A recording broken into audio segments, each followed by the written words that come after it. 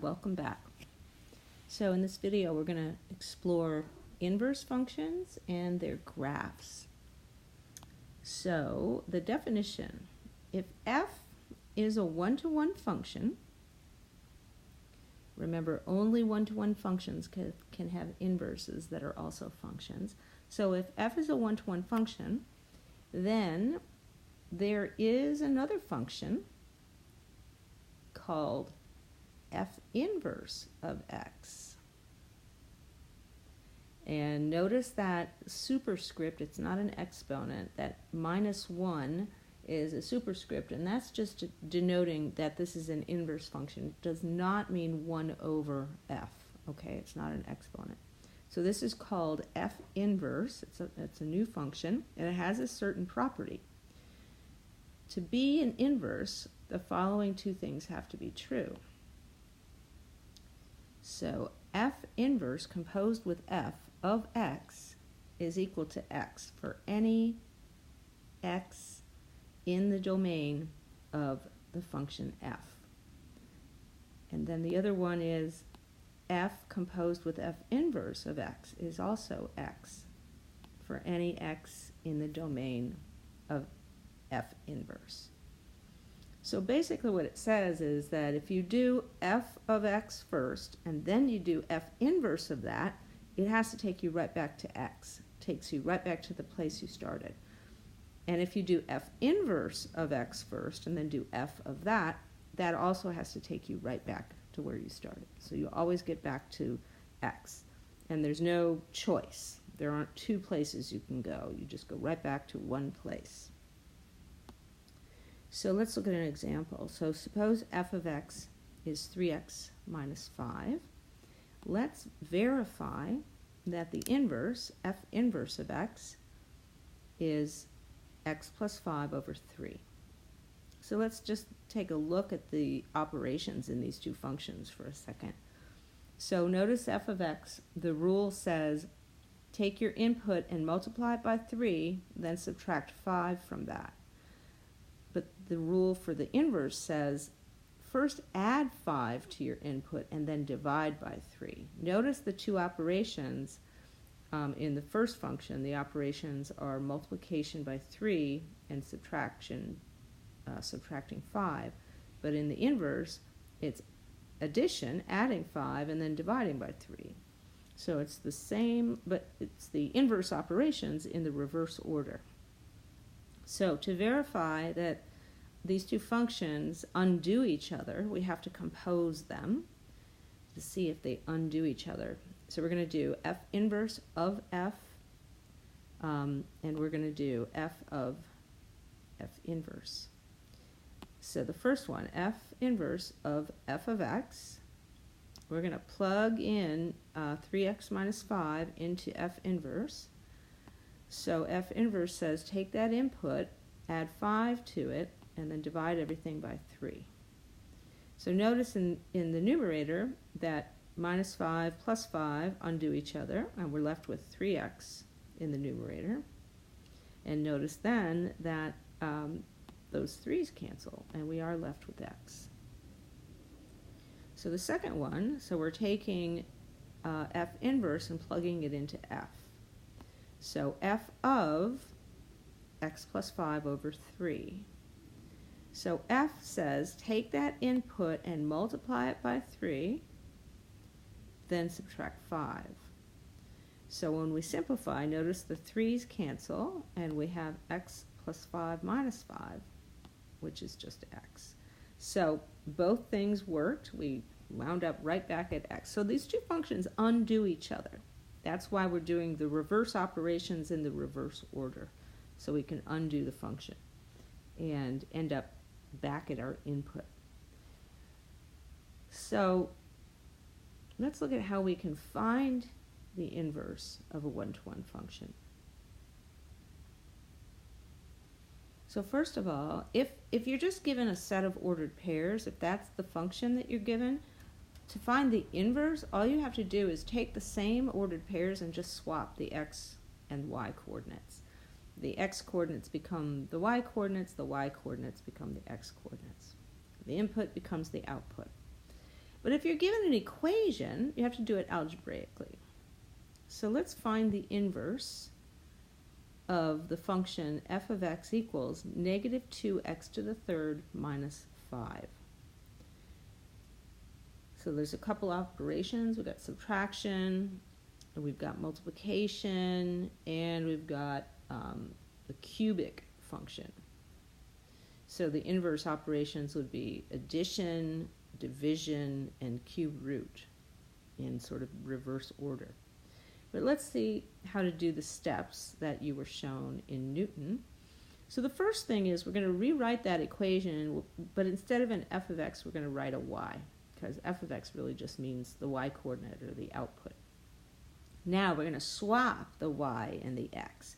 So we're going to rewrite the equation as x equals negative 2y to the third minus 5. Now this equation, we can solve it for y in terms of x, and then we'll have y as a function of x. So the first thing we have to do is add 5 to both sides. So we have x plus 5 is negative 2y to the third. Now we can divide both sides by negative 2. So negative x plus 5 over 2 is equal to y to the third. And now, just to get a y all by itself, we can take the cubed root of both sides. And then finally, we get y is equal to the cubed root of negative x plus 5 over 2. And then we can replace that y with the notation f inverse of x. And that should be the inverse function of our original function. It should be, but let's verify. So we're going to verify that we actually found the inverse. So we're going to compute two different things, f of f inverse of x and f inverse of f of x. So the first one is f of the cubed root of negative x plus 5 over 2. So we're going to plug that cubed root into the function f of x. So f of x said, take that input, raise it to the third power, multiply by negative 2, and then subtract 5. So it's negative 2 times the input cubed minus 5. All right, so now the first thing we can do is cube that cube root, and we get negative 2 times negative x plus 5 over 2 minus 5. Notice how the 2's cancel and the two minus signs cancel, and we're left with x plus 5 minus 5. And that's clearly x. So that one worked. Let's look at the other one. The other one is going to be f inverse of f of x, and f of x was negative 2x to the third minus 5. So f inverse says take the cubed root of negative and then the input plus 5 all over 2. So I have negative and then in parentheses that entire input, negative 2x to the third minus 5, plus 5, and that's all over 2. So now we have to simplify inside that radical. So I get the cubed root of negative 2x to the third over 2, because that minus 5 plus 5 made those 5's go away, and I was just left with negative 2x to the third inside that parentheses. Those two minus signs undo each other, and the two 2's cancel.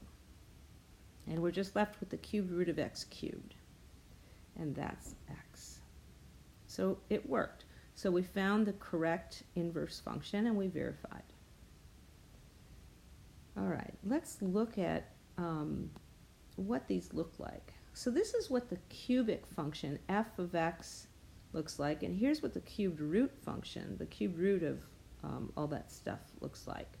So the blue one is f of x equals negative 2x to the third minus 5, and the red one was the inverse, the cubed root of negative x plus 5 over 2.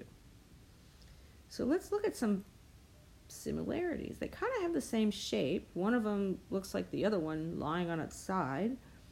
Notice the y-intercept on the blue curve.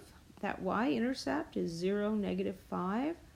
That point corresponds with the x-intercept on the red curve. That point is negative 5, 0. Notice the two coordinates are just swapped. So the y-intercept becomes the x-intercept on the other graph. And similarly, we could look at a point, A comma B on the blue graph. I just picked kind of a random point where the x-coordinate A is positive, but the y-coordinate B is negative. And that corresponds with a point on the red graph with x-coordinate B and y-coordinate A. Since B is negative and A is positive, it's over there. So there's the point on the red curve, B comma A. So let's look at these graphs on the same set of axes. So the blue curve, the red curve, the blue curve I'm calling y equals f of x. We know what it is. It's a cubic function. And the red curve is y equals f inverse of x, that cube root function. And I also included a green line with slope 1 that goes through the origin. And that line has equation y equals x. So any point on that line has its x-coordinate is the same as its y-coordinate. So the reason I included that line is because that line acts as a mirror for the function and its inverse. So if we look at some specific points, like that y-coordinate of the blue curve, 0, -5, its mirror image, if we reflect that across the green line, we land at the x-intercept of the red curve. I drew a dotted line connecting them because that dotted line is perpendicular to the mirror. That's how we draw reflections. If I pick the point A comma B on the blue curve and I reflect it across the green line, I get to the point B comma A on the red curve.